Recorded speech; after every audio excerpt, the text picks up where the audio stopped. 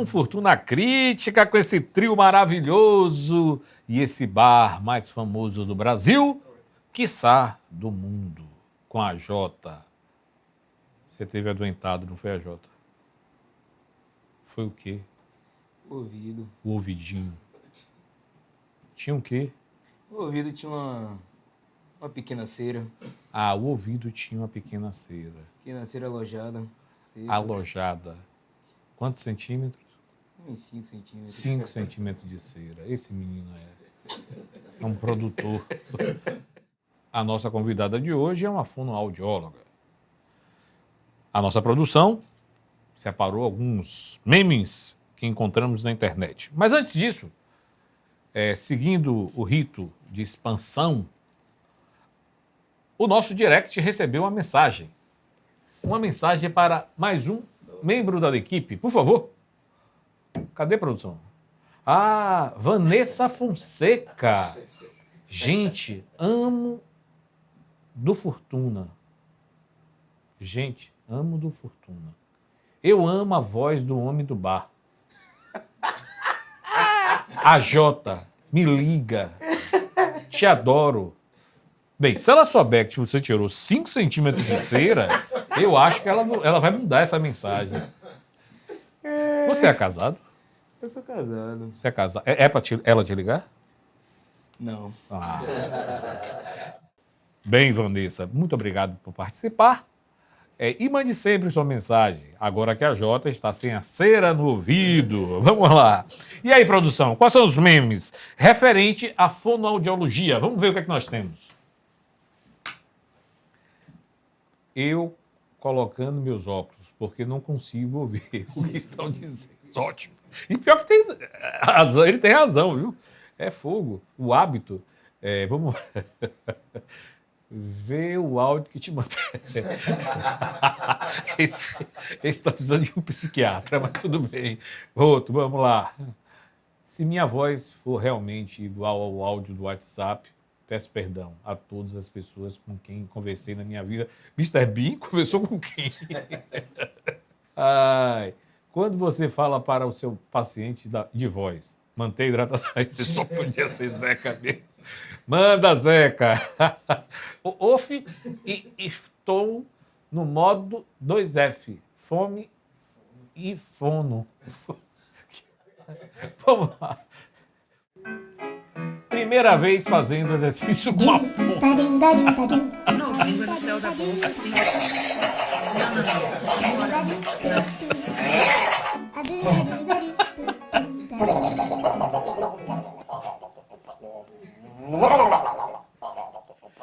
Ai, pior que é assim mesmo, viu?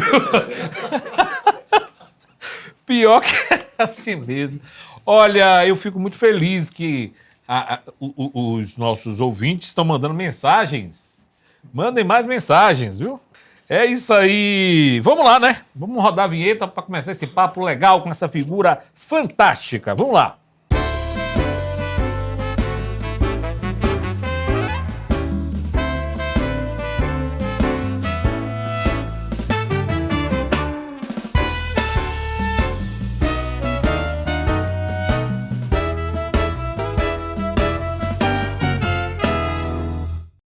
Hoje nós vamos receber uma autoridade em fonoaudiologia no Brasil. Eu tenho o prazer de receber a minha amiga e fono, doutora Renata Azevedo.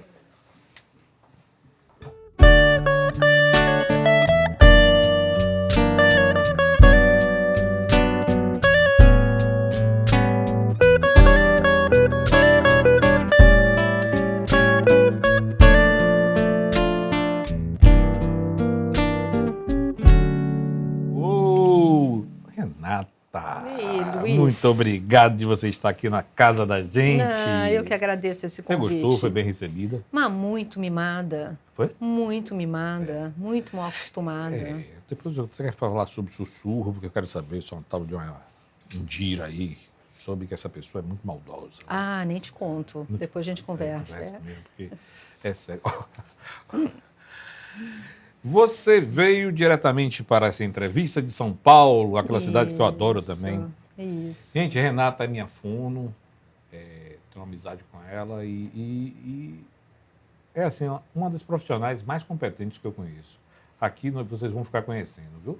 Eu recebi aqui recentemente uma entrevistadora tal, e ela era de outro estado. Aí vou morar em outro estado, e não sei o quê. E ela da TV local, né? Cada estado tem o seu sotaque. Como é que faz para fazer essa equalizaçãozinha aí que... Puxa, esse é um assunto super importante, Luiz, que você trouxe, porque graças a Deus que cada lugar tem um sotaque, né? E graças a Deus que hoje em dia esses sotaques são respeitados, né? Você acha que... Eu acho essencial, porque o sotaque fala muito da nossa essência, das nossas raízes, de onde a gente veio. Então, antigamente havia uma preocupação que o sotaque que valia era ali o eixo Rio-São Paulo, aquela coisa infernal, né, de dominância, meio que achatando qualquer variabilidade. Então, eu acho que esses sotaques são muito importantes. Assim, o mais importante é transmitir a informação. E aí, obviamente que um excesso se compromete a inteligibilidade, a compreensão. Aí eu acho que tem que ser pensado, senão é respeitar o sotaque, a origem, a cultura. No caso que você aprende um outro idioma e não consegue falar, principalmente o americano, ele às vezes não consegue falar, acho que é o Exatamente, como é que né? você O trabalha? cão sai cal, né? Pão sai pau, né? Mas isso é ensinado. Então, algumas características de algumas línguas são muito específicas de algumas línguas. Então, a gente não cresceu muitas vezes ouvindo aquilo. Então, a reprodução daquilo pode ficar mais difícil quando a gente aprende essa segunda língua depois dos 7 anos. Então, é treino, né? Por exemplo, a gente sempre diz que às vezes as pessoas terminam o inglês, elas são maravilhosas na gramática, conhecem vocabulário à beça, mas vamos falar na prática, na Disney, ninguém entende, né? E aquele caos, porque o sotaque, a fluência, a musicalidade é muito importante também. Quer né? ver uma coisa que eu acho complicado falar? Nome de série, né? Nome de série? Porra, Ana Luísa me falou umas 2 séries aí que eu falei, minha filha, é mais difícil falar série do que assistir, né? Porque assistiu 10 capítulos, é cada nome, só que tá com inglês. Exato. E aí a gente abrasileira um pouco, né? Para que todo mundo entenda o que é. Cada nome que eu vou dizer.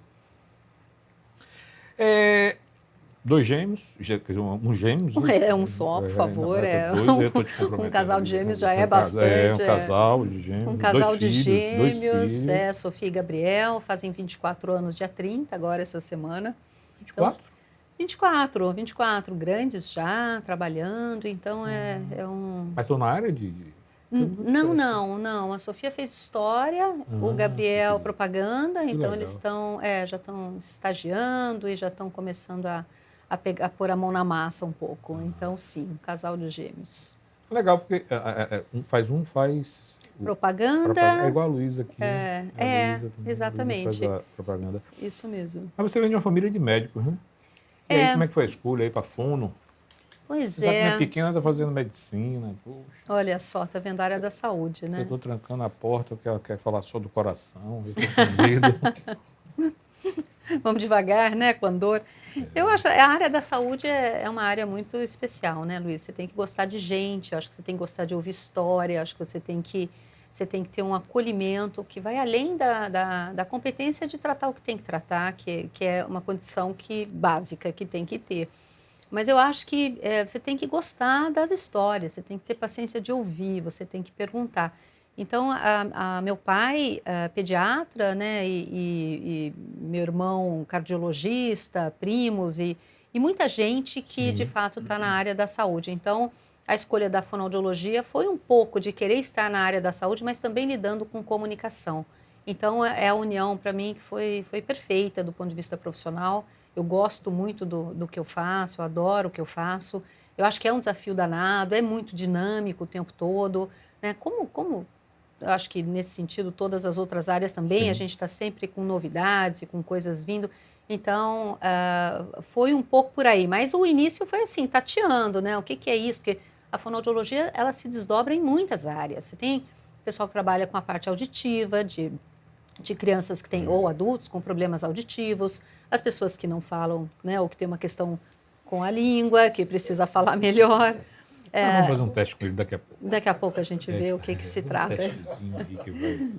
Tem a gagueira, tem muitas áreas diferentes. As pessoas que têm problemas neurológicos, que precisam de apoio, que não engolem direito, que não, né, ou a área que eu atuo, né, que é a área mais da rouquidão e da dificuldade, voz, né, de uma maneira geral, voz e comunicação.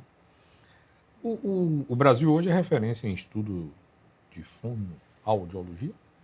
Olha, na área de voz, a gente tem muita publicação, muita mesmo.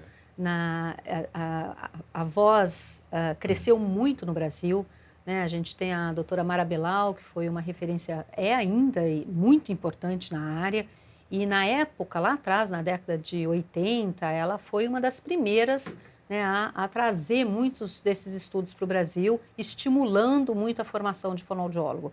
Então, dali para frente, ela formou, sem dúvida nenhuma, uma geração muito importante de pesquisadores, e isso ajudou a impulsionar muito. Então, a gente ganha muita visibilidade, ganha muita sedimentação à profissão na hora que a gente começa a publicar, porque é ali que a gente começa a ser visto, né, pelo mundo todo. Então, hoje a fonoaudiologia na área de voz, ela tem, o Brasil tem muita importância na área científica, sem dúvida nenhuma. É muito legal. Jota, nós temos o quê? Temos um vinho branco para a nossa convidada. Opa! Por favor. Maravilha. Muito obrigada. Eu acompanho a... Acompanhando também? Meu filho, o que é isso? Não faça isso não, o cachê só não dá não. Mas hoje você dá aula para a Universidade de Portugal, né? Como é esse trabalho? Eu dou aula, eu sou docente na Universidade Federal de São Paulo, Sim. né? Então já tenho 16, vai fazer 17 anos. Já dei aula em muitas faculdades particulares que eu fui deixando, e hoje eu estou na Unifesp, onde em São Paulo. Mas eu dou aula em outros cursos de especialização. O ISAV, em Portugal, é um deles, mas outros cursos de especialização também. Então, eu estou na Federal de São Paulo, que é a Unifesp. Então, e aí essa união, né, de trabalho com ensino, atendimento ambulatorial, pesquisa, e muito desafio o tempo todo dentro de uma universidade pública é maravilhoso. Quer dizer, a gente tem que estar reciclando, a gente tem que o tempo todo se desafiar com os avanços tecnológicos, por exemplo, na área do ensino. Sim. Então, isso e atendimento, que eu adoro, que eu faço na clínica. Você fez pós-doutorado também? Eu fiz a especialização, fiz o mestrado, fiz o doutorado, né? Esse pós-doc foi um estudo que ainda está em andamento, foi um estudo que começou na Universidade da Califórnia, na época da pandemia. Então, sim, e não tem muito jeito, né, Luiz? Na hora que a gente está nessa área do ensino, ou mesmo na clínica, a gente começa a ficar com inquietações. Então, puxa, eu faço isso e vejo que melhora, mas aí eu vou procurar um respaldo científico que nem sempre eu encontro. Então, você poder fazer pesquisa para ajudar a entender melhor aquilo que você está fazendo e por que você está fazendo, dá muito mais respaldo teórico e mais credibilidade para o que você está fazendo. Eu acho que muito do que a gente faz em ensino, em pesquisa, vem da prática clínica que a gente quer esclarecer melhor. E aí a gente faz um trabalho científico para dizer, poxa, será que isso que eu faço e eu vejo sempre esse resultado é por causa disso, daquilo outro? Então, a pesquisa se casa muito bem com a clínica. Então, eu adoro a clínica, eu adoro atender, eu adoro consultório, né, ambulatório. Eu gosto de estar com gente e gosto que isso estimule novas pesquisas. Sim, hoje saindo de casa, a minha filha falou, amanhã eu estou num hospital tal, com um laboratório tal, com a doutora tal, e olhando para ela, mas não apareça não, que você vai me deixar nervosa. Você tá certo, não vou não. Mas é legal isso daí, porque eu acho que no hospital você vê várias e várias, porque a gente está falando aqui, no canto, no segundo bloco a gente tem uma parte bem legal sobre a parte musical. Podem ficar menos ansiosos aí vocês. Mas no dia a dia, na mobilidade ou motricidade, né? Motricidade, essa coisa, você não sabe como isso é interessante. Inclusive tem um filme que lá na frente eu vou falar, que é o Discurso do Rei, que é interessantíssimo, tá entendendo? E como as ferramentas funcionam. E funcionam mesmo, e corrigem. E a dificuldade que as pessoas passam. Isso é interessante. E no hospital, eu imagino que você vê casos e casos, e vai passando, vai olhando. E fora os acidentes também que acontecem, você tem que fazer a reabilitação. Né? Exatamente. A gente tem a reabilitação por acidentes, tem a reabilitação por câncer de cabeça e pescoço, e a gente não está numa questão da estética vocal, mas a gente está falando de uma qualidade de vida, né? Voltar a engolir, voltar a falar. Sim. Então, e todas essas situações que nos tiram da zona de conforto, elas são instigantes, elas fazem com que a gente pense fora da caixa.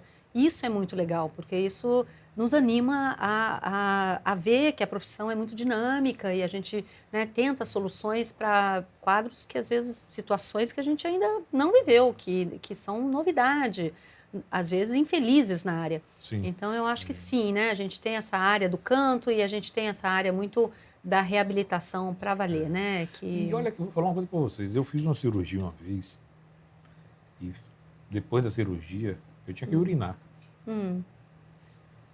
Na minha cabeça, eu ficava, eu desaprendi a urinar, eu não conseguia urinar. Aí ela, calma, respire, vamos lá. Inicialmente com aquele papagaio, né? Não deu certo o negócio aí, vamos ficar em pé. Aí fiquei em pé, aí nada, não conseguia. Aí ela disse, é isso mesmo, você vai conectar, vai com calma. Aí chamaram lá uma fisioterapeuta. Ela, vamos lá, respire assim e tal. Aí eu voltei a urinar. Rapaz, é inacreditável. Eu falei, não é possível, eu esqueci. Não é incrível isso? Mas é o mecanismo, né? O cérebro. Então, esse seu exemplo é fantástico, Luiz, porque é isso que a gente, quando tem que ensinar uma pessoa a falar de novo e dizer para ela, você perdeu suas pregas vocais, mas você vai falar com o esôfago. E a pessoa fala, mas como assim? Né? E às vezes a pessoa não é alfabetizada, se a gente está, né, muitas vezes com uma população que não teve oportunidade de se alfabetizar. Então não escreve também, não fala porque perdeu a laringe. E a gente, então, é reaprender a fazer coisas que você nunca achou na tua vida que você fosse ter que, em algum momento da vida, retomar. São superações que né? são fantásticas. Né? São superações muito legais. É muito legal participar disso, né? Isso é muito legal. Para cuidar da voz é necessário cuidar do corpo e da saúde de maneira integrada? Muito, muito. Porque às vezes as pessoas falam, você é fono, você trabalha na área da voz, aí na minha corda vocal, o que eu faço para melhorar a minha corda vocal? E, na verdade, a corda vocal tem um monte de coisas que a gente pode fazer, mas a pessoa tem que dormir bem, ela tem que comer bem, ela tem que se hidratar, ela tem que estar fisicamente bem. Então, ela tem que ter condições, por exemplo, de aguentar alta demanda vocal, seja dando aula, seja palestrando, seja cantando, seja atuando. Ela tem que aguentar aquele pique, é um gasto energético enorme. Então, para isso, ela tem que estar, sim, inteira. Então, ela tem que fazer atividade física, sim, ela tem que fazer aeróbica, sim, ela tem que alongar, ela tem que estar preparada. Alongar é fundamental, né? Para não ter dor, para não compensar de um jeito que depois prejudique a laringe.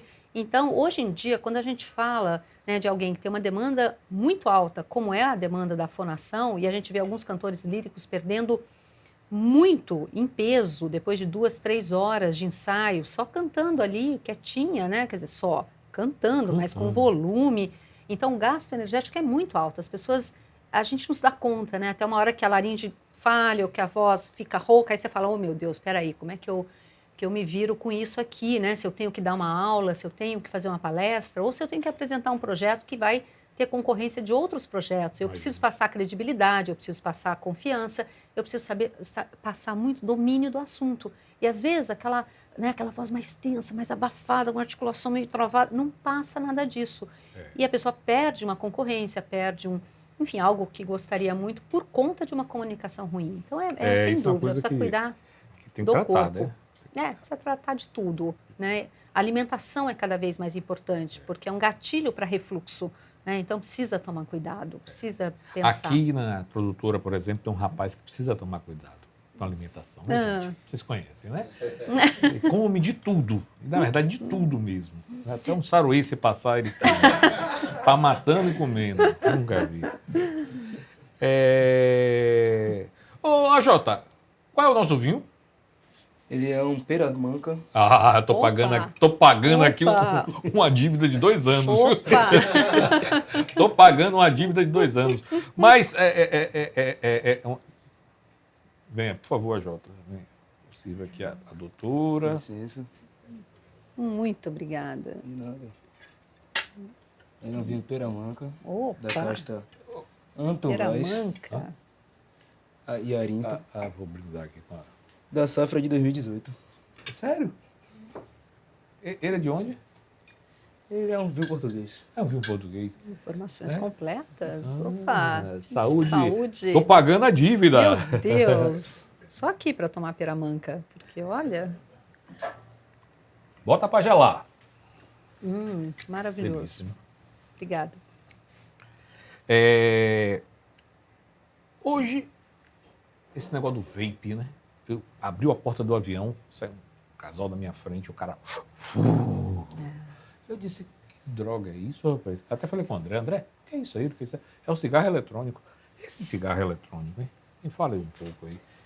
Então, que saiu um estudo recente dizendo o seguinte: o cigarro eletrônico ele só pode ser melhor opção do que o cigarro comum para quem está deixando de fumar como uma opção intermediária até parar tudo. Fora isso, ele é ruim, né? Ele é ruim. Então, ele não faz tanto mal quanto o cigarro normal, mas ele faz mal. A médio e longo prazo, nós não temos estudos falando do impacto desse cigarro eletrônico na laringe, porque ele é relativamente recente. Mas ele popularizou de um tanto, né? Quer dizer, aqui no Brasil, oficialmente, ele é ilegal. Mas o que a gente vê... Pois é, você está contando um episódio que não parece ser, né? Nossa, Ele é ilegal. Passou a ser ilegal de alguns meses para cá. E É? as pessoas, assim, existe um comércio enorme. E ele, sem Mas dúvida... ilegal por quê? Então, ele não é ilegal em vários outros países de primeiro mundo, né? Porque não se conhece o efeito, porque não se sabe direito o que é que tem ali dentro, Ou porque a indústria de cigarro está sendo ou prejudicada. porque tem algum lobby por trás. Mas fato é que eu não sei se muda alguma coisa, porque as pessoas que querem têm acesso do mesmo jeito. Sim. E sem dúvida nenhuma que para a saúde vocal, saúde pulmonar, talvez a gente comece a ter estudos um pouco mais robustos em breve, quando tiver mais tempo de uso, para ver como essas pessoas vão chegar nos seus médicos, com que tipo de queixa, limitação e tal. Porque o cigarro, o grande problema dele para o câncer na boca qual é a substância? Você tem, tem centenas, né, de substâncias, mas é cheio de... essa toxicidade, ela é muito grande, ela é muito importante. A nicotina, o alcatrão, né? Então, a gente sabe que ela tem um impacto muito grande. Para a voz, vai havendo uma mudança do epitélio que recobre a prega vocal. Então, a gente precisa dessa mucosa solta para fazer muito harmônico, para projetar o som, para dar o tal do brilho na voz, né? Antigamente só se falava em brilho mesmo, porque não tinha programa acústico que mostrava aquele monte de harmônicos e tal. Então era assim, a voz com mais brilho, menos brilho. Hoje o brilho significa mais harmônico, uma voz mais projetada. Para eu ter isso, que é feito na prega vocal, eu tenho que ter uma mucosa solta, molenga, vibrando. E qualquer coisa que altere isso impacta na eficiência da voz. E o cigarro é um dos nossos vilões dessa história, porque ele vai mudando esse epitélio, vai dificultando essa vibração, vai gerando muito pigarro por causa do acúmulo de secreção. Esse pigarro é um atrito importante. Então, além do impacto respiratório, pulmonar, que a gente precisa desse apoio para alguns tipos de canto, né? Assim, eu já acho que tem estudo suficiente para a pessoa não botar um cigarro na boca, sinceramente. Eu também acho concordo. Que a consciência aí, mas... Sem dúvida. Quais os principais mitos no cuidado da voz? Puxa, tem muita coisa, né? Às vezes as pessoas Diga aí. acham que vão enrolar um pano com álcool no pescoço e a voz vai ficar boa, vão tomar um chá de gengibre, vão tomar limão com mel, né? Aquela acidez caindo no estômago, produzindo refluxo e a voz vai ficar botando boa. um conhaque, né, Rafa? Pois é. Então tem muito mito. Tem alguns deles não faz mal e tudo bem, não vai fazer mal. Outros fazem mal, né? Então assim, o conhaquinho antes de entrar no palco, antes de atuar, porque solta a voz, na verdade resseca a prega vocal, dificulta o seu monitoramento porque dá uma anestesiada na dor, você não tem desconforto, aí você vai com o pé na porta, não tem desconforto, não tem algo te dizendo para, cuidado, olha... Sou o machão do pedaço. Exatamente, tem um pouco a ver com isso, né? Então é ruim, quer dizer, dor é um sinal importante de alerta. Na hora que a Sim, gente sim. tem dor, a gente para. Se a gente não tem dor ou não tem desconforto, a gente vai embora. E o álcool ajuda a fazer essa liberação. Então as pessoas falam, não, ontem eu tomei uma dosezinha de conhaque, minha voz já saiu melhor. Hoje está bem pior, porque, claro, abusou tudo na véspera. Então eu vou tomar 2 doses hoje. E se for sexta e sábado, até a semana seguinte, às vezes a voz até já deu uma melhorada, teve tempo de melhorar. Mas às vezes não. Então é muito importante que as pessoas saibam que precisam aquecer a voz, precisam desaquecer a voz, mas não precisam tomar álcool, por exemplo, né? É um dos mitos que muito propagado por aí. Não vinho peramanga, não tem problema. Não, peramanca está fora dessa Tá lista fora. total. Aí chegou aquela parte que eu falei que ia falar daquela pessoa. É verdade que cochichar demanda mais da voz do que falar normalmente. É super verdade. Super verdade. Então não vamos falar dela aqui, não. Aquela complicada, aquela menina. Pois é. Cochichar é péssimo, né? Às vezes as pessoas operam a laringe, aí assim, olha, tem que falar baixinho. Aí as pessoas entendem que falar baixinho é falar assim. E a voz piora muito. Então, assim, e não é só nessa circunstância de um pós-operatório que às vezes eu tenho que falar, eu vou falar o tanto que eu tinha que falar antes, que eu tinha para resolver de problemas, eu vou continuar fazendo, mas vou fazer baixinho.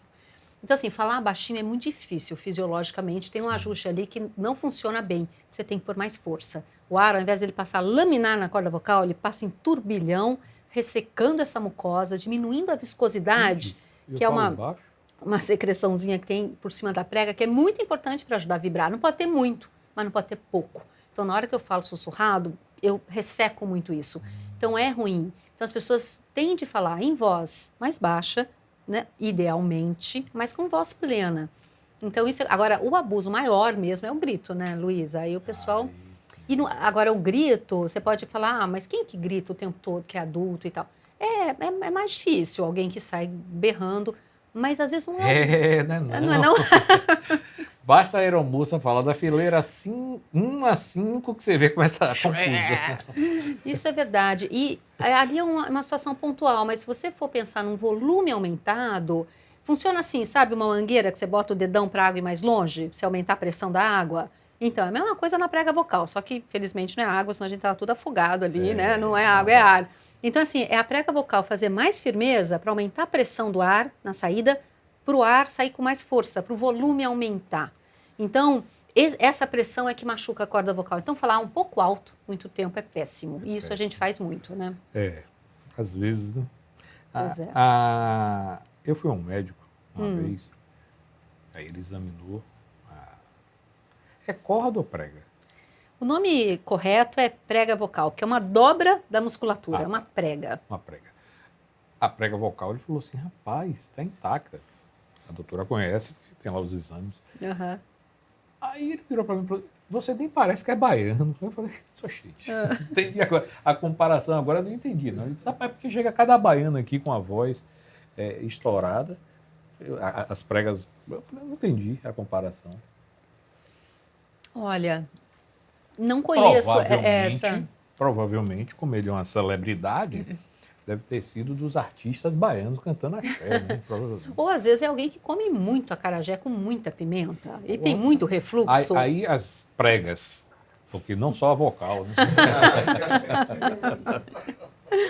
E aí vamos combinar que é por um bom motivo, porque a acarajé bom aqui é imperdível. Ah, meu Deus. Aquela pessoa que eu lhe falei, ela conhece um acarajézinho bom. Já falamos disso, já falamos, já combinamos aqui. Ela é eficiente. Para farra é com ela mesmo. Por que a voz que ouvimos no celular é diferente da voz que ouvimos quando falamos? Engraçado, quando eu gravei o primeiro álbum, fui escutar, eu disse, desliga esse negócio aí, joga fora. Você achou que estava péssimo, que não era a voz que você tinha de... né? Aquela coisa. E aí você grava grava outra coisa, aí você vai ouvir, você fala, principalmente que não tem o costume de estar escutando. Mas hoje, com o passar, parece meio que a nossa audição. Perfil, né? O perfil da gente. Uhum. A gente olha de perfil, a gente nunca se vê de perfil. Aí quando você vê uma foto de perfil, você fala, droga, que negócio feio. Quem é esse? Estranho, né? Não sou eu. Enfim, a voz tem isso, né? Também. Tem. Isso é muito comum, né? A gente ouve um áudio que a gente mandou de WhatsApp, fala, vou gravar de novo isso aqui, não me reconheço.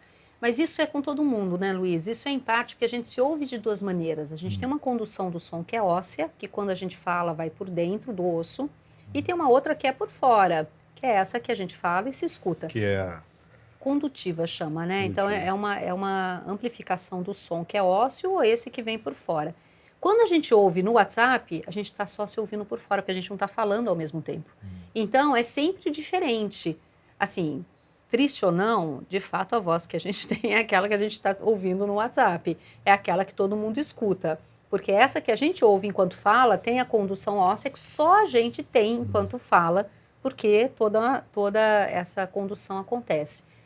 Então, não é que seja melhor ou pior, mas é diferente daquele referencial que a gente tem. E tudo que é diferente daquilo que a gente está acostumado, como você deu o exemplo do perfil, a gente estranha, fala, opa, peraí, né? Essa voz não parece ser minha, né? Então é não, isso um negócio mesmo. interessante. Eu comprei até um fone agora que coloca na... Ah, aqui na região. Pô, temporal, que interessante. Você já experimentou usar? Não, É, Adriel, por favor, eu queria saber o resultado do fone aí, até aproveitar a doutora aqui. mas é onde que põe? Em cima? Ele- Aqui ele- atrás. Atrás, Olha só. se funciona. Não conheço, depois você me conta. Não, mostro quando... Aham. ela tá falando que vibrou, não usei não. Isso. Mas me diz uma coisa, em São Paulo você realiza um projeto importante no atendimento à comunidade trans. Fala um pouco para a gente sobre esse trabalho, porque eu acho fantástico que você sempre está em todas. Hoje dentro da Universidade Federal de São Paulo, eu sou a coordenadora do Núcleo Trans Unifesp. Eu e o professor Renan Quinalha, que é o coordenador adjunto, que está junto comigo na condução disso, que é um projeto muito importante.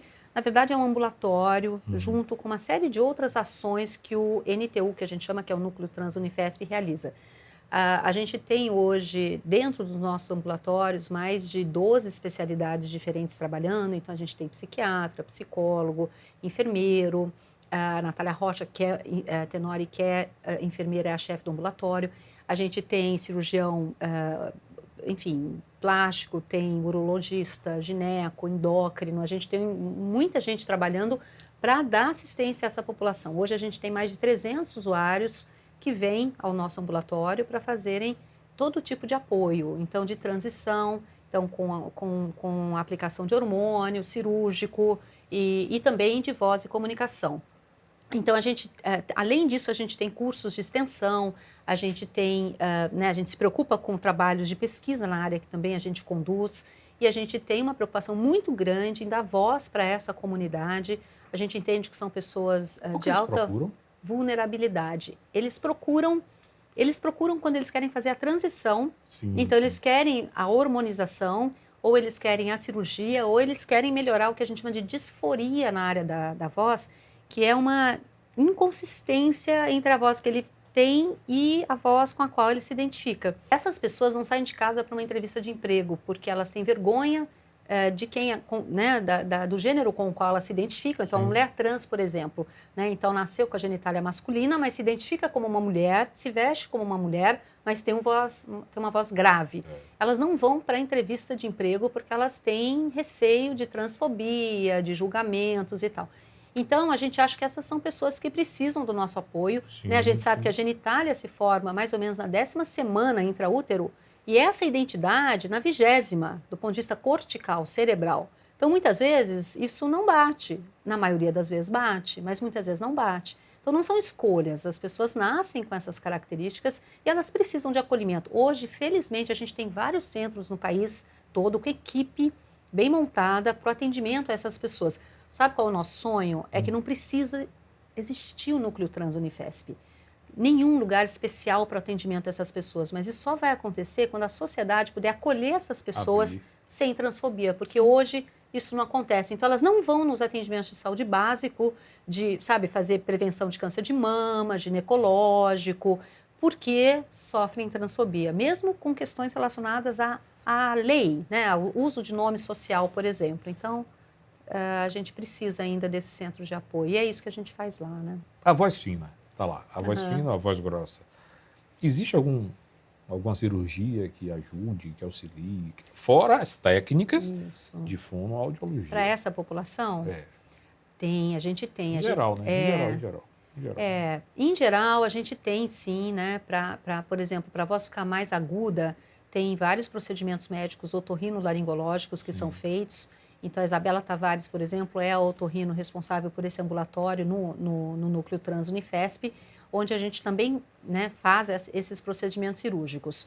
Tem várias técnicas diferentes e, de fato, é uma das técnicas para fazer com que a voz possa ficar mais aguda ou mais fina. Tem uma técnica que chama glotoplastia, que meio que costura um pouquinho a prega vocal para ela ficar menor. É assustador, mas dá um resultado muito incrível. A gente tem aqui em Recife o Matheus Aires, que faz...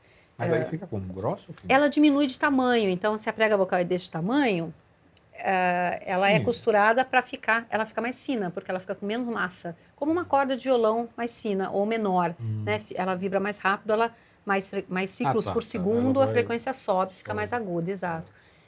Então, tem sim procedimentos cirúrgicos que são feitos cada vez com mais excelência para isso. No caso do grave, teria que abrir? Não, no grave, o que é feito muitas vezes é uma aproximação da prega, porque ela fica mais bojuda, fica como se fosse uma corda de violão mais grossa. Então, ela leva mais tempo para fazer o ciclo todo, e aí cabem menos ciclos por segundo é hertz, a voz fica mais grossa. Então, tem recursos, mas antes da cirurgia, sempre se tenta a fonoterapia. Eu não estou puxando lenha para minha sardinha, não, mas eu estou dizendo porque é um mecanismo menos invasivo e tem estudos que mostram que a terapia dá tanto resultado quanto a cirurgia. Mas tem alguns usuários, alguns pacientes que falam, mas eu não tenho tempo, eu não quero, eu queria resolver logo, isso me incomoda demais, isso é um processo mais longo, e acaba indo para a cirurgia. E muitas vezes a técnica combinada, a cirurgia com fono. Então, dá um resultado muito bom. Isso tem crescido no mundo inteiro. Eu vou dizer uma coisa, costurar logo as pregas vocais. Parece uma coisa meio agressiva assim, né? Todas as cirurgias que são feitas, essas, tem que ter pelo menos, por lei, tem que ter pelo menos 2 anos de acompanhamento numa equipe transdisciplinar. E, então, não é assim, estou ouvindo isso, vou lá, porque... Não, peraí, você está em acompanhamento, né? Porque algumas dessas cirurgias são definitivas, então nada que é definitivo, por lei, na população trans, pode ser feito assim, porque a pessoa acordou e resolveu fazer. Né? Mas assim, é o que eu sei, né? Não sei se procede, vamos lá. As mulheres tomam aquele hormônio para ganhar massa, aquela coisa. Testosterona, às vezes. Aí fica, pronto. Com o passar do tempo, sempre eu soube que o corpo pode voltar ao normal, mas a voz então não isso, volta. Aí chega aquela coisa magrinha. Com aí você vozeirão. Maria, o que é isso aí? Infelizmente, a gente Não é? tem A exemplos voz disso, viu, não Luiz? volta. Por que não Muito. volta? Porque você tem mais massa na prega vocal. Tá. E ali aquilo Teria não que malhar. reverte. Então, assim, testosterona, as pessoas que vão e falam, que legal, vou ficar com tanquinho, barriga tanquinho, e as mulheres vão lá. As mulheres vão lá e tomam esse hormônio por conta própria, sem orientação médica. A testosterona desenvolve caracteres sexuais secundários. Então, assim, mais pelo, mais massa e voz mais grossa. E aí, assim, gostei de tudo, mas a voz eu queria voltar. Já foi. E a gente sabe de muita gente, ouve muita gente que é pública, que tomou hormônio, que a voz ficou grave, que não ficou legal. Sim. Então, se a pessoa está incomodada, é muito tarde, ela já tomou. Então, precisa tomar muito cuidado com o hormônio. Essa seria uma técnica para algum homem que tem a voz fina tomar? Não. Normalmente não. Quer dizer, a não ser que ele tenha, do ponto de vista endócrino, constatada alterações hormonais que impliquem numa conduta médica de orientação para o aumento de testosterona. Senão, mas aí é uma conduta médica, né? Não da minha área. Com a idade, a voz vai perdendo. Vai perdendo, né? Tudo, né? A gente vai... A idade... Infelizmente, pois é, fato. Sim, a voz... assim, a laringe, né? A prega vocal é feita de um músculo. E esse músculo, como qualquer outro músculo, vai ficando com o calibre da fibra muscular mais fininha. Então, a voz vai ficando mais fraca, mais soprosa um pouquinho, né? Então, a prega vocal já não fecha bonitinho do jeito que tem que fechar, então fica com uma voz mais soprosa, né? Às vezes fica mais agudinha, né? O homem fica com a voz mais aguda, muitas vezes na terceira idade. Então, por isso que é tão importante exercício para a prega vocal. E na prega vocal, a gente não tem como fazer exercício sem fazer som. Então, por exemplo, se a gente quer fazer exercício na academia, você vai lá, mas na prega vocal a gente não tem essa possibilidade. O exercício é com som. Então, para poder fortalecer essa musculatura, ganhar resistência, especialmente em atores, especialmente em quem tem alta demanda vocal. Senão começa a ter fadiga, começa a ter cansaço, começa a compensar de um monte de jeitos que depois prejudica muito a sua atuação profissional. Não é nem uma questão pessoal só, né? Que às vezes também é uma queixa. Então, sim, com a idade, as articulações vão ficando mais devagar, né? Você vê as pessoas andando mais devagar, subindo escada devagar. Levando meia hora para se levantar. Então, ele falou, mais... mas é tranquilo, quando eu fico em pé eu fico. Eu falei, já tá bom, né? Você fica em pé, porque essa articulação é muito importante para a velocidade e agilidade da fala. A articulação fica mais lenta, os movimentos de língua são mais devagar. Então, assim, tudo isso vai ficando mais... Então, é importante, a gente consegue melhorar muito o desempenho com treino, e isso é muito importante que seja feito. Uma curiosidade também, porque quando a pessoa sofre um derrame, e eu tive uma tia recentemente que sofreu, e meu tio chegou e falou com ela. Arlene, ela aí reagiu. É interessante, né, a fala, né? Aí a audição também veio, pegou. É um negócio que como isso, na barriga, o bebê, ele já reconhece os sons da voz da mãe, né? Mãe. A música que foi cantada. Apesar de eu ter visto um negócio interessante, um bebê nasceu surdo. E aí, primeiro o aparelho auditivo colocaram nele, a mãe falou. Ele começou a dar risada para a mãe. É um negócio interessante isso. Como é umbilical, né? Aquela coisa a gente não sabe o que é. Tem muita coisa para a gente estudar e entender melhor como é que as coisas, como essas relações se definem, né? Tempo, mas é muito importante. Mas na pandemia, muitas crianças tiveram atraso na fala. Qual foi o motivo? Assim, tem vários motivos, mas eu acho que um dos principais foi a falta da socialização e da estimulação nas escolas. Então, e a gente tem os bebês de pandemia, né? As crianças que vieram da pandemia. Então, que são crianças que ficaram muito em casa com adultos muitas vezes. Então, aquela estimulação natural da brincadeira com outras crianças, ter que interagir com um adulto que não sabe o que ele quer dizer, então ele tem que se forçar. Não adianta ele apontar, levar, né, para a água, né, a funcionária, a professora da escola está assim, mas o que é que você quer? Você quer água? O que é que... Então, essa estimulação natural que vem da demanda, da necessidade da criança para conseguir o que ela quer, num ambiente onde as pessoas não sabem o que ela quer e, portanto, ela tem que tentar se expressar, isso foi muito diminuído, né? Então, sem dúvida, esse foi um fator importante. Ótimo. Vamos aí. Sabe, né? Vocês estão pensando que é pouca coisa? Aí, ó. Mas antes de chamar o breakzinho aqui, eu quero mostrar aquele vídeo que a produção botou aqui no início, do exercício. Por favor, o vídeo do exercício.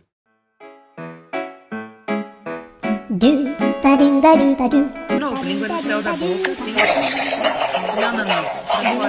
Não. Agora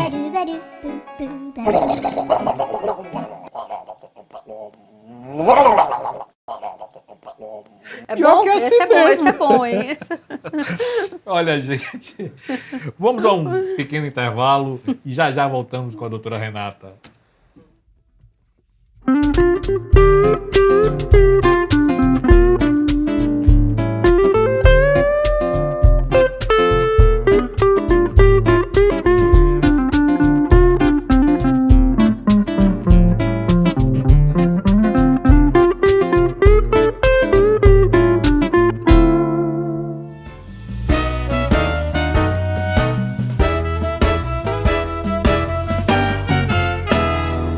Fortuna Crítica continua, mas antes, curta o vídeo, se inscreva no canal e compartilhe o nosso conteúdo.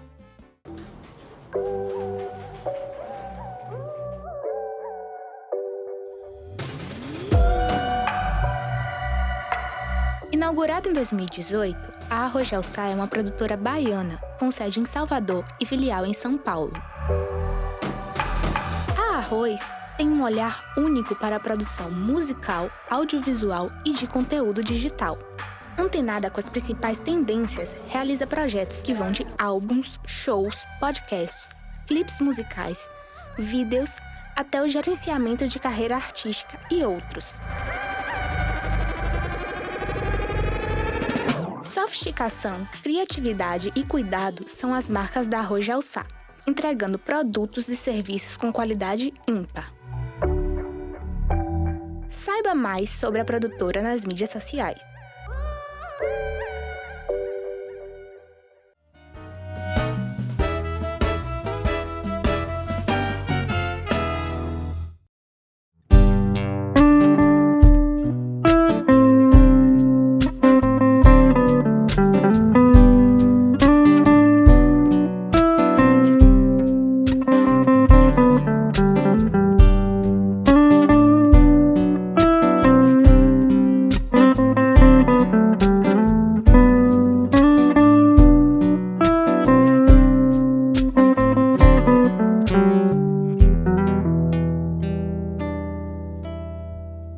Voltando aqui com a doutora Renata, no Fortuna Crítica, ao som de Paulo Ricardo.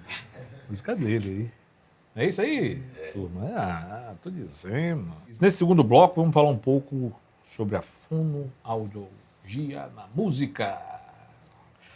E, para começar, a tecnologia, né? Hoje, tecnologia é um negócio fantástico. Tem um negocinho que... né? A gente tem que olhar com cuidado. Eu acho muito legal o avanço tecnológico em várias áreas, em tudo, né, Luiz? Em tudo. A gente sobreviveu à pandemia com alguma sanidade mental graças à tecnologia, aos encontros virtuais, ao que era possível fazer. Sim. E eu não tenho dúvida de que os avanços vão continuar acontecendo. Na área da fono, da voz especificamente, que é o que eu sei mais, a gente sabe que tem assim, programas de análise acústica fenomenais que permitem que a gente veja o que a gente nunca viu, que é a voz. A gente vê os harmônicos, a gente vê quebra de frequência, a gente vê quebra de intensidade, a gente vê uma voz mais limpa, uma voz mais suja, não só auditivamente, mas também na imagem. Isso é muito legal para as pessoas... É aquele né? gráfico que você me mostra? Aquele gráfico tridimensional, que tem aquelas linhas horizontais... E que a gente quer um monte de linha, a gente quer que essas linhas, que são os harmônicos, sejam estáveis. Você diz assim, eu tenho uma raiva dele, ele tem uma raiva. Ela fala assim, eu tenho uma raiva dele. Irritante, muito irritante, porque tem harmônico, tem o formante do cantor ali, claramente, né, que é o que dá essa projeção na voz. Você fez os exercícios, fiz, ela tem uma raiva dele. Tá tudo certo, né? Você irrita um pouco mesmo, é muito perfeitinho aquilo. Mas a gente sobrevive a isso. E eu acho que isso ajuda muito, assim, dá informações que nem sempre só com o ouvido a gente consegue captar. Ajuda a melhorar o diagnóstico. As fibras ópticas, né? Você fez aquele examinho que entra pelo nariz, mostra né, alguns exames com chip na ponta daquele aparelho, mostram uma imagem que eu acredito que é uma imagem melhor do que olhando a olho nu, né? A prega vocal. É uma coisa impressionante. Provavelmente deve ser, né? Então, assim, é incrível. Isso ajuda a melhorar o diagnóstico, com isso a gente sabe melhor o que fazer, ajuda a acompanhar a evolução, limite terapêutico, não está melhorando mais, o que a gente faz, porque a imagem está igual, melhorou isso, mas não melhorou aquilo e tal. Então, eu acho que tem muita novidade legal. E tem muita novidade que tem surgido, que a gente ainda não sabe direito a que veio e que a gente precisa olhar com cuidado. Então, eu acho que assim, a tecnologia ela é muito legal, mas a gente precisa sempre saber para que a gente está usando e nunca tratar exame, né? A clínica, a gente sempre diz, é sempre soberana. Então, se a gente está percebendo que uma voz não está boa, mesmo que aquelas linhas estejam maravilhosas, a gente pode dizer, opa, talvez aqui tenha acontecido algum artifício nesse som que está me dando essa voz linda de ver, mas com quebra ou com instabilidade que eu preciso tratar. Então, é sempre o que a gente escuta que é mais importante do que o que a gente vê, né, na área da voz. Mas aí é fundamental o acompanhamento, né? O acompanhamento clínico que muitas vezes não é feito, né? Só deixa naquele momento que está incomodando. Isso é muito comum. Então, assim, minha voz não está saindo e eu preciso para amanhã, né? E, assim, essa varinha de condão eu não tenho. E acho que, assim, essa consciência da necessidade do cuidado, da sua ferramenta de trabalho, que é a laringe, precisa ter no profissional da voz, né? Então, eu acho que isso é muito importante. Até porque o músico viaja muito, né? Então, é um teatro que é mais empoeirado, é o ar-condicionado, e o avião e tudo. E se a voz não estiver ali direitinho, você não conhecer, ou não tiver um profissional que conheça, você não consegue manter, né? Ainda mais numa turnê, manter aquilo ali. Exato. Essa disciplina que às vezes parece assim ser incompatível com o cantor. Não, porque o cantor é um sujeito mesmo rebelde, ele não tem disciplina. Não, ele tem, é claro que ele tem. Para o que interessa, ele tem. E a voz tem que interessar. Né? Eu acho isso fundamental. Eu fico assustado quando eu vejo um cantor fazendo um show e uma taça de vinho do lado. Eu fico tentando entender, tá? Um copo de cerveja, um copo de uísque. Que momento aquilo dali está fazendo bem, né? Porque eu acho que tem momento para tudo. Até o seu grande espetáculo, você se prepara. A maratona é assim, você vai correr, você se prepara. Depois você comemora com um bom bife, uma boa carne, um bom vinho. E diz, agora eu vou dar uma descansada. Não pode nem ser de vez, porque o cara que faz maratona, a alimentação tem que voltar também aos poucos. E eu fico intrigado. Eu falei, será que não aprendeu? Aquela história do cigarro que a gente conversou no primeiro bloco. Tá aí, pô. Tá, as técnicas, tudo, e a pessoa vai lá e insiste em fazer. Depois chega lá no consultório da doutora e diz, resolve aqui, o que faz? Que milagre que você vai fazer? Exato. A gente nunca sabe quem é aquela pessoa que tem uma resistência vocal, eu brinco de irritante, né? Que fuma, que bebe e a voz tá boa. É raridade, é muito raridade. Esse irritante? Não. Tô brincando. No sentido de que, assim, tem pessoas que, sem dúvida nenhuma, tomam muito cuidado, que são mais sensíveis e que têm de fazer isso para conseguir fazer uma turnê, senão a voz não vai sair. Não é uma questão só de desafinar, de ter que rever tons, de ter que rever repertório. Às vezes é uma questão de não ter voz para conseguir terminar aquele show naquele dia. É muito sério, que tem, né, existe contrato, existem pessoas envolvidas, existe uma responsabilidade muito grande, porque é a profissão daquela pessoa, ela tem que receber por aquilo e tem que pagar as pessoas que estão com ela, né? Então, essa é uma consciência que tem aumentado, as pessoas têm procurado preventivamente cuidados com a voz. É como o exemplo que você deu, Luiz, assim, do sujeito que corre maratona. Ele não vai se preparar na véspera, ele não vai aquecer e entrar numa maratona de 42 quilômetros, não é? Ele vai fazer um condicionamento e ali, na véspera, ele já vai cuidar da alimentação, da hidratação, do repouso, de tudo. E no dia ele vai alongar, ele vai fazer o que tem que fazer para entrar e não ter cãibra. Durante ele vai repondo ali. Inclusive, exatamente. E depois ele vai alongar para não ter cãibra, para recuperar tudo que foi perdido, né? De sódio, potássio, eletrólitos, etc. E a voz é músculo do mesmo jeito. Então tem que ter um condicionamento, tem que ter um preparo mais imediato, prévio, e tem que ter um preparo pós. Ah, mas eu nunca fiz isso e minha voz está aguentando bem. Bom, quantos anos você tem? Até que idade você pretende usar a voz, né? Nossa. Tem isso, né? Então... Renata, agora eu vou te apresentar o nosso amigo André Tapioca. Cadê você, André Tapioca? Olá, Luiz. Olá, doutora Renata. Tudo bem? É ao vivo. Que roupa bonitinha essa aí. É verdade, Luiz. Me falaram que eu tava aparecendo com o ator de Volta para o Futuro. Mas aí eu falei, não, peraí. Depende de Volta para o Futuro. Aí eu falei, não. Eu tô de volta para o Fortuna. Esse Tapioca. E aí, o que é que nós temos para a doutora? Eu tenho uma matéria sobre Depois você faz Exatamente! Eu preciso de aulas, tá bom? Tá perfeito. Eu tô trazendo uma matéria sobre a fonoaudiologia e a música. Vamos assistir? Vamos lá. Por favor. A voz é um instrumento de trabalho em inúmeras profissões, mas na música é vital para a manutenção das carreiras de cantores em todo o mundo. Existem diversos tipos de vozes e diferentes jeitos de cantar, mas o cuidado com o aparelho vocal é sempre imprescindível para evitar problemas que podem ser irreversíveis. A ajuda de um fonoaudiólogo é fundamental para que os cuidados com a voz sejam constantes ao longo da carreira. Isso porque, com o passar do tempo, pode haver enfraquecimento, perda parcial ou total da voz. Cada um de nós tem uma voz única e a fonoaudiologia auxilia que qualidades como timbre, projeção, articulação e emissão possam estar sempre com a melhor qualidade. A fonoaudiologia é a aliada fundamental para a arte do canto. Esse foi o UFC News de hoje. É com você, Tapioca. Curtiu? Claro. Agora fala aí. Foi fono? Fono. Fala aí. Fonoaudiologia. Aí, tá vendo? Ele fez uma pegadinha que ele fez. Pergunta? Tenho sim. Eu queria saber se a doutora já atendeu alguém com esse tipo de problema, perda parcial da voz ou enfraquecimento. Inclusive, aquele Shawn Mendes perdeu a voz, não foi? No show. Exato. Isso Axl Rose também. Axl Rose também. Sim, isso é uma das queixas mais comuns, né? De sentir que a voz tem baixa resistência, não dá conta do recado, ou de fato perder a voz e não conseguir falar.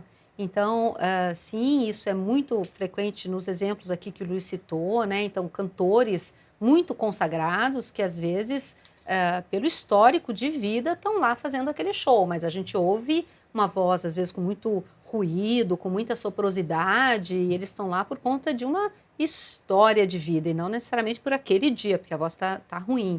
Então, a voz que você chega num momento desses, lá na frente na sua carreira, tem muita relação com a maneira como você cuidou da sua voz ao longo da sua vida e do seu corpo. Então, tanto que você bebeu, tanto que você fumou, tanto que você cuidou da alimentação, tanto que você fez exercício físico, o tanto que você controlou e lidou com situações de estresse, o tanto que você conseguiu se cuidar com qualidade de vida ou não. Porque a conta chega, né, para uns mais cedo, para uns mais tarde, e é muito frustrante você perceber que você não consegue cumprir aquele compromisso de trabalho ou fazer o que você gosta, porque a voz não dá conta de garantir isso, né?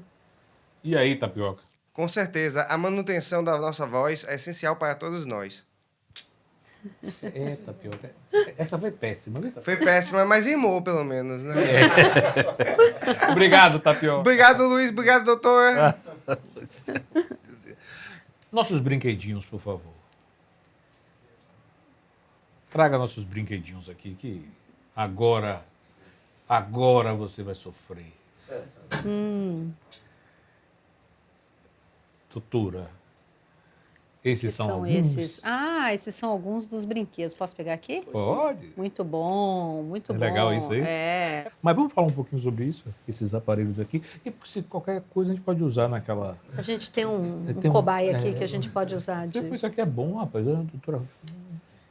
Esse é um... Então, eu acho que assim, Luiz, muitas vezes menos é mais. Né? E eu acho que quando a gente está falando de uma voz saudável, de uma laringe saudável como a sua, a gente só quer garantir uma otimização para dar conta de uma demanda mais alta, às vezes, né, num período de tempo específico.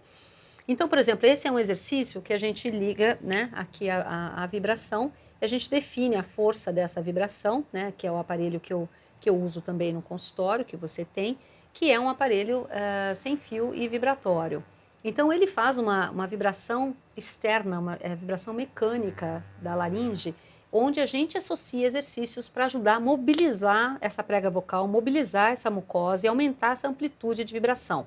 A gente fez um estudo muito interessante mostrando que o uso desse aparelhinho, para os cantores especialmente, tem um resultado incrível para aumentar a tessitura, para facilitar a projeção vocal e mais facilidade para chegar nos agudos e para o canto. Né? Tem ganhos acústicos, tem ganhos perceptivo-auditivos e tem ganhos na amplitude da imagem da laringe. Esse aqui associado a... por exemplo. Você pensa que é fácil cantar. Né? Bora. Bora. E é simples, né? É para ser simples. Então, é claro que cada caso é um caso e a gente precisa ver a demanda de cada caso, mas esse é um exercício simples que ajuda muito nesse preparo, não só no condicionamento, mas no preparo para o uso de voz. O que a gente quer, a gente sabe que esses harmônicos todos são produzidos na corda vocal, então a gente precisa melhorar a condição da mucosa que recobre, né, essa prega. Já esse exercício aqui é um exercício mais de condicionamento. Musculação de músculo extrínseco, tanto da laringe quanto né, intercostal externo. Então, aqui a gente tem um controle de pressão, né, de força, e o que é feito basicamente é um sopro, né? Então, você pode exemplificar aqui para nós, porque esse é seu. Isso. Muito bom. Maria. Muito bom? É porque eu estou fazendo todo dia. Exato, né? estou vendo. Exatamente. Então, você tem uma força muscular aumentada. Isso derruba, viu? E ele muitas vezes a gente fecha a narina, às vezes não.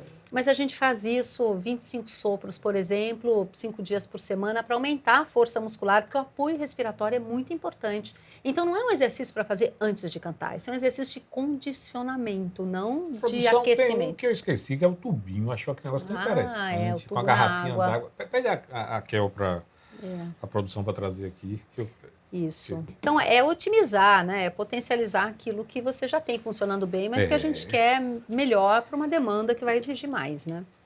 Esse aqui para jogar fora. Não, esse aqui pode para guardar os dois. Esse, então, porque esse MST aí.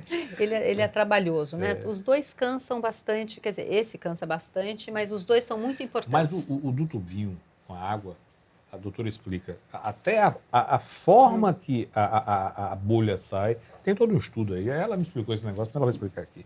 Agora, uma pergunta aqui da produção é se o cantor do Guns N' Roses, né, o tal do Axl Rose, ele, na verdade, a forma dele cantar induz aquela perda vocal dele. Né? Eu não tenho informações de bastidores, né? Eu não sei o caso dele exatamente o que é, mas todos nós ouvimos uma voz muito, muito rouca, né? Quando ele veio ao Brasil, e isso não impediu que ele lotasse os estádios, mas sem dúvida foi uma perda muito grande, foi comentário na imprensa no dia seguinte. Então, o esforço fonatório pode ser uma causa, sim, né? A gente sabe. Quer dizer, tem como fazer drive, fazer aqueles ajustes de rock com mais saúde e com mais apoio e com mais segurança, ou não. Você não tem como dizer para o Mick Jagger que ele cantaria melhor se ele não fizesse força, não é? Óbvio, ele vai fazer força, ele canta rock, tem que ter força. Mick Jagger? É engolir o microfone. Né? Eu fico apavorado. Ele vai engolir aquele microfone. Olha, aquela saúde, né? E a gente sabe que ele tem uma preocupação muito grande com saúde, no geral, né? Não só com a voz. Então, a gente sabe que alguns estilos de rock têm que ter esforço. Sim. E vai ter que ter, senão não vai ser rock, vai virar uma outra coisa. E esses estilos têm, sem dúvida nenhuma, que passar por esse cuidado de como que esse drive está sendo feito, como é que está a voz depois de um ensaio, como é que está a voz depois de um show, porque você pode fazer lesão, você pode fazer um pólipo, você pode fazer um edema, você pode fazer uma hemorragia de prega vocal, e isso pode ser muito ruim, né? Mas isso seria aquele caso, assim, talvez fosse aquele caso da resistência que você falou, né? A pessoa tem a resistência, consegue, talvez o músculo lá estica um pouco, mas regenera mais rápido, ninguém sabe. Isso. Né? Aí depende um pouco. E aí tem o caso da pessoa que não tem, né? Aí a voz vai embora. Né? E olha, Luiz, se for pensar assim, o sujeito que faz atividade física profissional, o tenista, o Nadal, o pessoal que tem problema no quadril, tem. Joga errado? Não, ele só joga muito. Né? Então, assim, o sujeito que corre tem problema no joelho, sim, uma questão de tempo. Porque corre errado, usa o tênis errado? Não, porque corre muito, treina muito. Né? E voz também é um pouco isso. Quer dizer, não é necessariamente porque está fazendo algo de errado, é porque está usando muito. Então, inclusive, quantidade de treino, quantidade de voz, é importante que se monitore e se organize um pouco. Né? Vai vir, Jota. Esse é aquele do... esse aqui, né? Esse aqui... Então, essa é uma técnica que chama técnica do Lax Vox, que é uma técnica muito interessante porque ele aumenta muito o tamanho do trato e ele melhora a vibração da mucosa, que é exatamente a combinação perfeita para uma melhora de saúde vocal. Então, sobra para mim, né? Esse é seu, tem que ser você. Né? Eu vou lembrar, tenho que fazer isso. Lembra, vai descer só um dedinho, né? Aqui, olha. Isso, só um dedinho, trava. Coloca dentro da boca suavemente e faz som. Solta bem a bochecha, mantém a posição. Isso, mais uma. Exatamente. E você pode fazer com escala. Isso, de novo. Exatamente. Repare perfeito. como minha voz melhorou. A Jota. Sim, aí a técnica foi desenvolvida por um... O estudo original em tubo de vidro é finlandês, mas o Marco Guzman do Chile é um pesquisador fonoaudiólogo que tem muito estudo interessante mostrando o que acontece fazendo isso dentro do trato vocal, cavidade oral, faringe e laringe e prega vocal. Dá uma melhorada, viu? O conforto fonatório é maior, abre um espaço maior para amplificar os harmônicos e a própria prega vocal tem uma amplitude maior de vibração, então produz mais harmônicos. É só lá que harmônico é produzido. Então, se você gera uma condição para produzir mais harmônico, você tem uma condição de melhora, de otimização. Aí você não põe tanta força, porque a tua voz é mais projetada naturalmente. Então, é um exercício muito legal para aquecimento, muito legal para condicionamento, a gente usa para uma série de coisas, ele é fantástico. Com escala ou sem escala, depende de cada um, né? Eu vou pedir à produção que compre um tubo para cada um dos...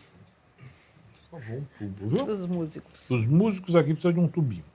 Doutora, me diz uma coisa, a voz falada e a voz cantada, essa diferença, que às vezes chega a ser surpreendente. Eu vou mostrar um vídeo aqui, a gente vai ficar... Mostra o vídeo aí, produção.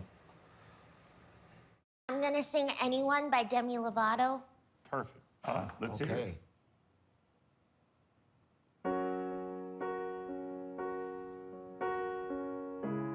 If it's a baritone. If it's a baritone, I'll know.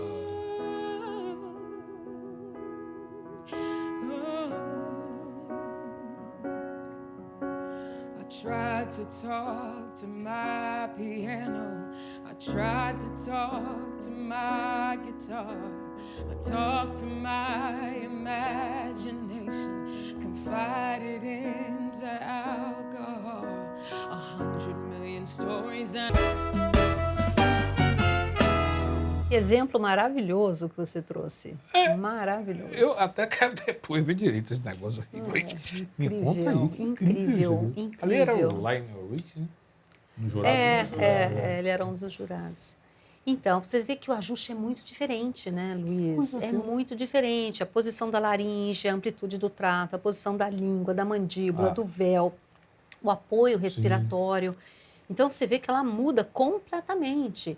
E é justamente por isso que é tão importante desaquecer a voz. Né? Então, assim, para poder sair daquele ajuste, que às vezes implica em mais tensão e mais esforço, aqui, ouvindo, parece uma voz até muito mais agradável, muito mais, né, fluida, uma voz mais projetada, mas que muitas vezes envolve muita tensão. Então, é muito diferente, o ajuste é diferente, a laringe é a mesma, a prega vocal é a mesma, as estruturas são as mesmas, mas é impressionante como pode ter outro som na hora que você joga a laringe mais para baixo, para cima, abre mais a boca, fecha o véu, solta o véu, muda completamente. No Brasil, quais as principais comorbidades que afetam a voz?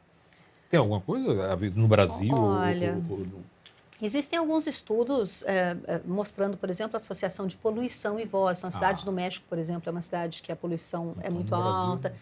No Brasil, especificamente, não. Nada diferente de outros lugares que eu conheça. Mas o que tem muito de fato, o refluxo, que é um mal mundial e é muito presente. E aí tem a ver com nosso estilo de vida. Sim. Então, fast food, comida condimentada demais ou comida muito processada. Né? Então, ou muito álcool ou muita acidez. Então, essas combinações são muito frequentes. E não é só do Brasil nesse sentido, né? É meio que uma tendência mundial, né? Cafezinho americano já mata o cara ali, né? É um chafé ali, né? E tá... aquele café com aquela Coca-Cola. Bom, o café, bacon, né? Que é 1 litro de café, né? Mais um refrigerante. Uvo e mais algumas coisinhas. Fritura. Você acaba de comer ali, amigo, você está pronto. O caixão está ali. É sério, uma vez eu estava nos Estados Unidos, aí eu falei para minha filha, eu acho que foi a Luísa, eu quero tomar um café desse. Eu fiquei impressionado, eu falei, eu consigo. Chegou, montou o negócio todo. Eu disse, eu acho que dá para nós 4, vamos tomar os 4. Porque o negócio é muito grande, rapaz, e eles comem aquele negócio. Come muito, né? Também são enormes, né? Não é assim, do tamanho mini, não. A gagueira. Vamos falar um pouco sobre a gagueira, o mal que pode ser corrigido com o tratamento na fono? A gagueira, ela, hoje em dia sim, tem especialistas fonoaudiólogos que trabalham só com gagueira E na tentativa não tem, o que se diz muito é que não existe cura da gagueira, tem controle da gagueira. Isso, a respiração. Então, exato, envolve respiração, envolve Você uma aquele série de filme, coisas. O discurso do... Maravilhoso do rei, né? O discurso do rei maravilhoso, mas eu tenho que dar graças a Deus que a ciência evoluiu e a gente não põe bolinha de gude mais para as pessoas, né? Eu acho que essa era a técnica, né, que se usava com todos os riscos de se engolir algumas... Ele vai fazer o discurso, aí ele pergunta pro cara, você quer alguma coisa? Quer que eu tenho que retribuir com alguma coisa? Ele, com um título. O cara não era médico, ele, com um título. Mas ele reconhece. Mas eu achei muito interessante mostrar, né, toda a história baseada em fato real, mas aquela parte de encher a boca de bolinha de gude, de vidro, né, e a pessoa, então aquilo me assustou um pouco. Mas você vê que já havia uma preocupação de tentar fazer alguma coisa que melhorasse, embora aquilo não devesse ter nenhum impacto que eu saiba fosse conhecido. brita, né? Botar a bolinha de...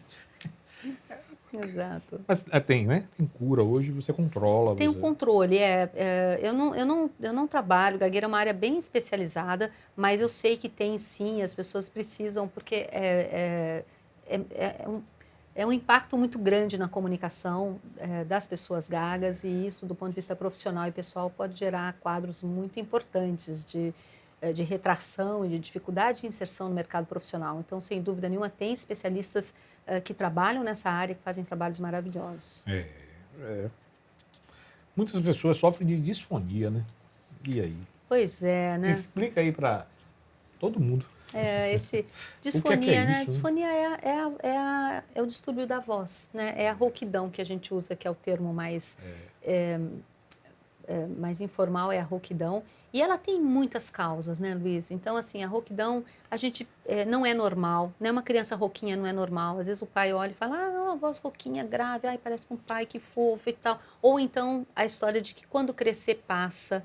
Rouquinho agora, quando crescer parece que some. Mas até crescer, essa criança vai sofrer bullying na escola, ela vai ter um apelido, ela abre a boca para falar, alguém imita a voz dela atrás, ela não fala, ela não tira dúvida. Então, às vezes, não é a rouquidão o pior, é o impacto que isso cria na formação daquela criança. Então, na autoestima, na capacidade dela interagir, de participar das aulas. Sim. Então, assim, rouquidão não é normal em nenhum momento, nem na criança, nem no adolescente, com exceção da fase da muda, né, que é aquela parte que tem uns 6 meses, a voz fica meio falhando, sobe, desce, quebra, mas que depois estabiliza, né? Então a voz vai mudando ao longo da vida, muda, uma rouquidão que fique, que atrapalhe, que gere desconforto, não é normal. Então precisa procurar um profissional para ver o que está acontecendo. Eu tenho um amigo que ele sofreu um acidente e danificou as pregas, e ficou rouco, né?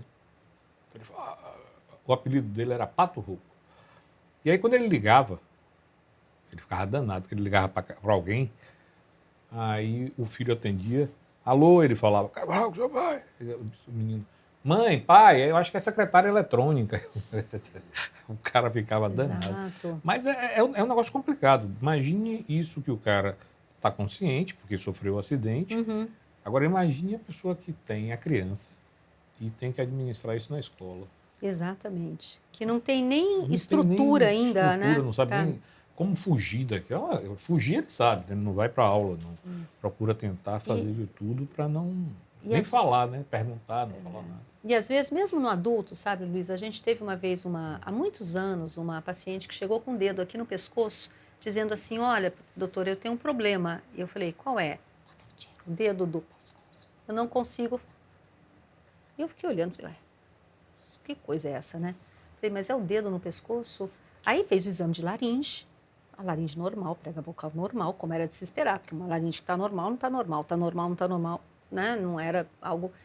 E no fim, veja só, era um caso de uma senhora que trabalhava como digitadora, ela tinha laudas lá para ela cumprir, ela tinha que entregar um tanto de laudas por dia, ela estava sofrendo assédio no trabalho, e ela começou a discutir com o chefe, e bater boca, ela ficou com medo de ser mandada embora, e ela achou um jeito de parar com a discussão, porque para ela conversar, ela tinha que parar o trabalho e colocar o dedo no pescoço.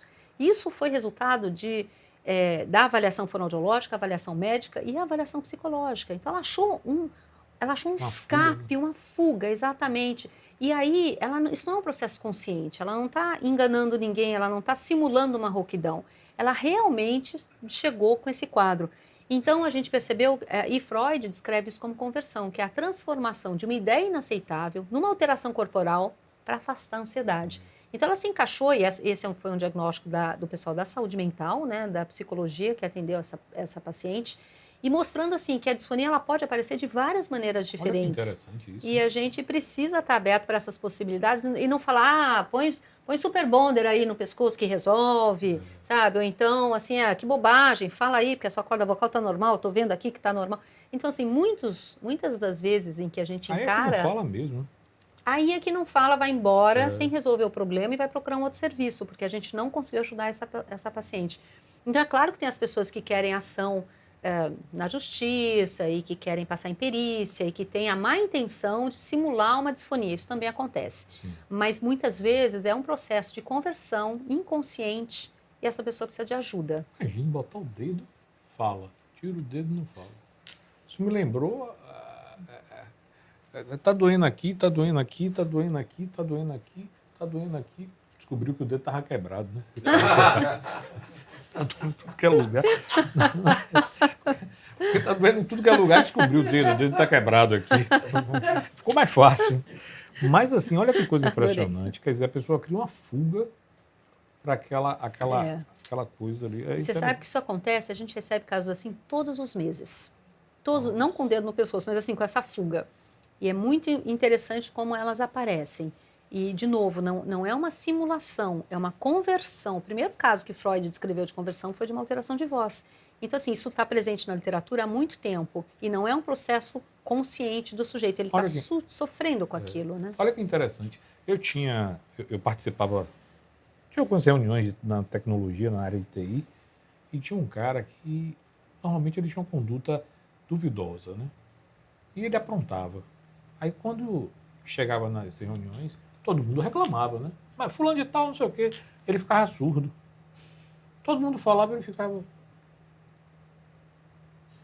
Aí, um dia, uma amiga, quando falou, e ele fingindo que estava surdo. É sério. Ela levantou, pegou na orelha dele. Eu sei que você está escutando! Ele não precisa gritar, né? Aí, mas é sério. Olha que interessante. Ele ficava surdo mesmo. Fingia que não estava acontecendo nada.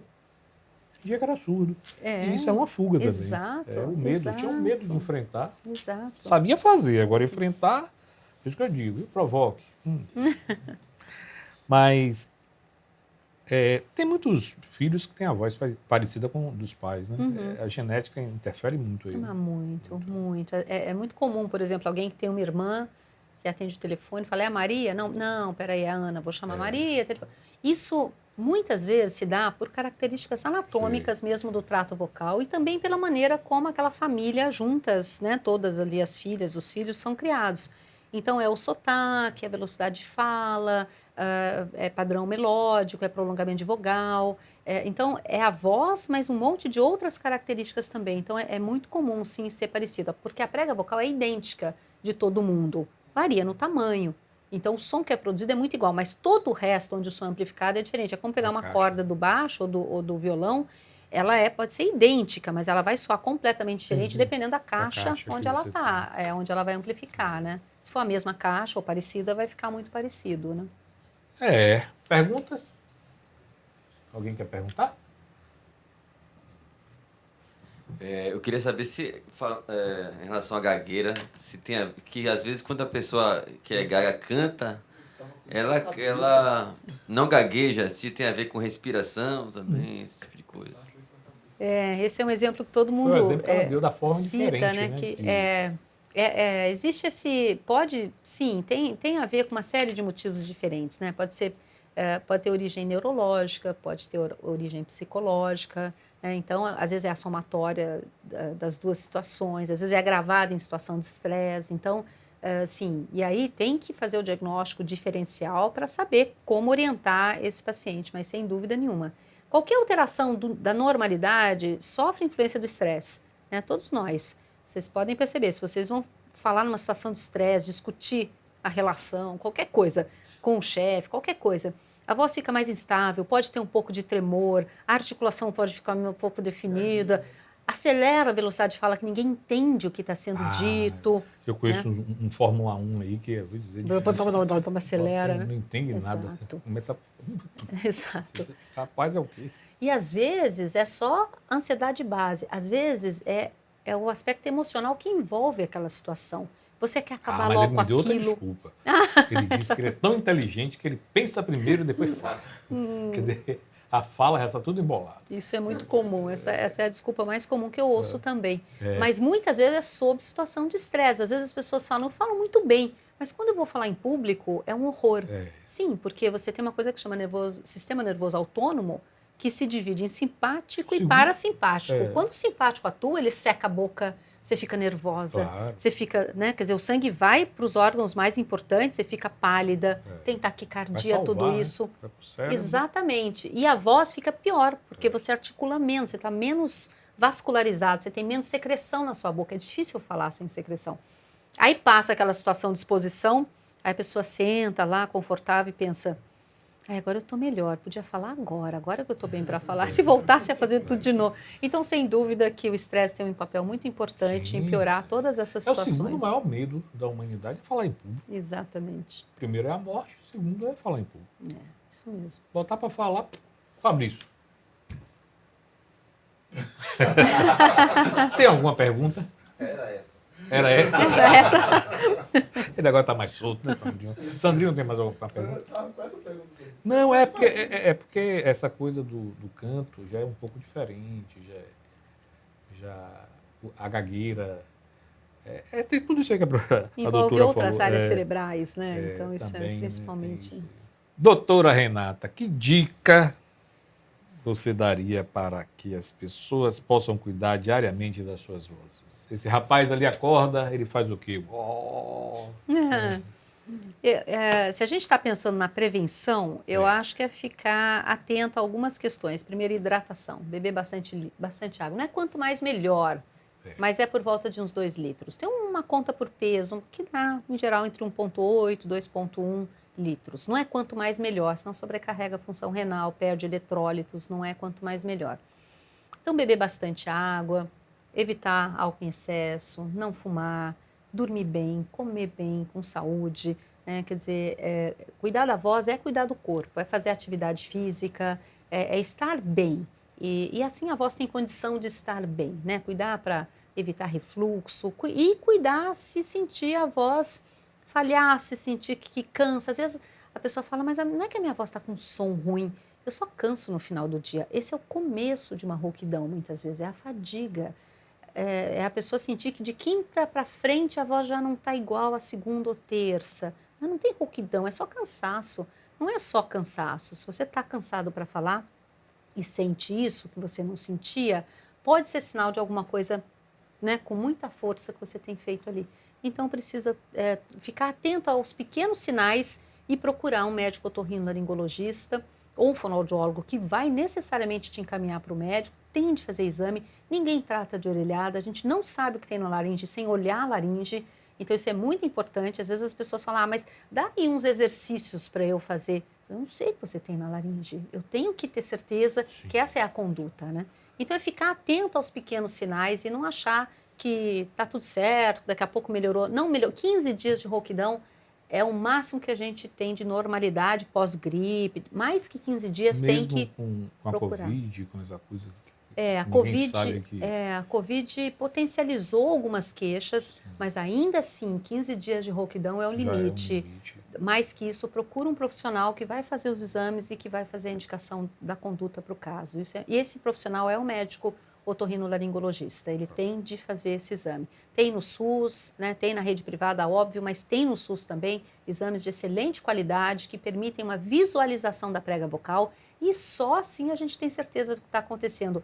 Luiz, a gente vê laringes muito tortas, todas assimétricas, as pregas vocais todas assimétricas, com vozes maravilhosas. E a gente vê o contrário, laringes aparentemente muito ok, com vozes muito alteradas. Então, não dá para confiar no auditivo, a gente tem que ter o apoio do visual. Então, tem que ficar atento, tem que fazer, né, tomar esses cuidados que eu comentei. Preventivos, exato. Renata, foi um prazer te receber aqui no Fortuna. muito obrigado pela sua disponibilidade, sempre educada, gentil e competente. Gente. Eu que agradeço muito. Muito obrigada por fazer da voz esse tema. Eu acho que isso é muito importante, pode ajudar certamente muita gente que sabe ou não sabe, né, o que está acontecendo, mas certamente vai ficar mais atento para cuidar da própria voz. Certeza. Obrigado. Muito obrigada, muito obrigada. Esse foi o Fortuna Crítica de hoje. Obrigado e um grande beijo.